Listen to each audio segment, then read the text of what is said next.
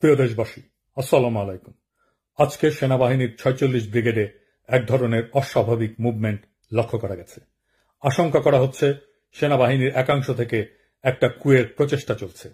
আমি সেনাবাহিনীর junior officer আর সৈনিকদেরকে এই প্রচেষ্টা রুখে দেওয়ার আহ্বান জানাই। দেশবাসীকে এখনই রাজপথে নেমে আসতে আহ্বান জানাই।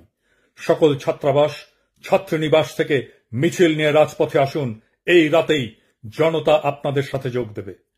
আমরা ওদের দেখিয়ে দিতে চাই আমরা জেগে আছি, বিপ্লব জিন্দা আছে। প্রয়োজনে রাজপথে ইস্তাম্বুলের মতো শুয়ে পড়ে ট্যাঙ্ক আর আর্মার্ড ভেহিকলের গতিরোধ করবেন। মাদ্রাসা থেকে নেমে আসুন আমার ভাইরা, সকলে আজ রাতেই।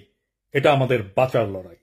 হাসিনার খুনে বাহিনীকে যারা বাঁচাতে চায়, যারা আবার দেশটাকে ভারতের তাবেদার বানাতে চায়, তাদের রুখে দিয়ে আমরা আমাদের স্বাধীনতা, সার্বভৌমত্ব রক্ষা করব ইনশাল্লাহ। এখনই নামুন রাজপথে। এই রাজপথেই মুক্তি, এই রাজপথেই জীবন। প্রয়োজনে আবারও দেব এক নদী রক্ত, কিন্তু বিপ্লবকে ধ্বংস হতে দেব না। ইনকিলাব জিন্দাবাদ।